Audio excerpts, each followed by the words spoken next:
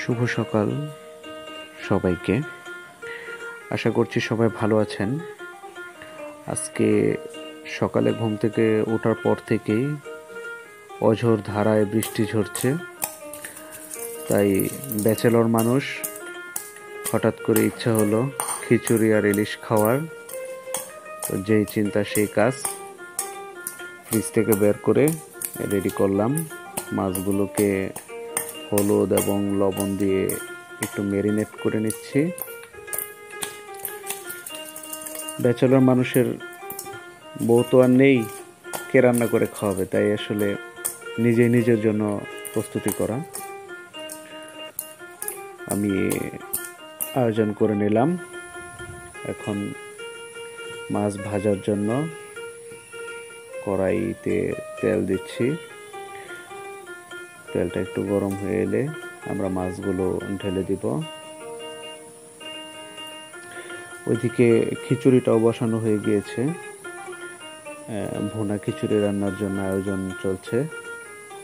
সমস্ত মশলা এবং পেঁয়াজ কুচি, রসুন, তেজপাতা, আরও বিভিন্ন মশলা সব কিছু দিয়ে খিচুড়ি বসিয়ে দিলাম। আর এদিকে ইলিশ মাছ ভাজির কার্যক্রম চলছে। মানুষ বেশি নেই, তাই অল্প করেই ভাজা। দুবেলা খাবো, দুটো মাছ। বন্ধুরা, আরও যদি কেউ আমার সাথে জয়েন করতে চান, বাসায় চলে আসতে পারেন। আবার ভেজে খাওয়াবো, অথবা ভাগাভাগি করেও খেতে পারি। আসলে ভাজা মাছ উল্টানো কঠিন। এই যে দেখতে পাচ্ছেন, ভাজা মাছ উল্টানো যাচ্ছে না, কথাটা সত্য। তো বন্ধুরা, ব্যাচেলর মানুষের রেসিপি। মাছ একটু হিট বেশি হয়ে যাচ্ছিল, একটু কমিয়ে নিলাম। অল্প আছে, কিছুক্ষণ ভাজলে মাছটা খুব সুন্দর হয়ে হবে।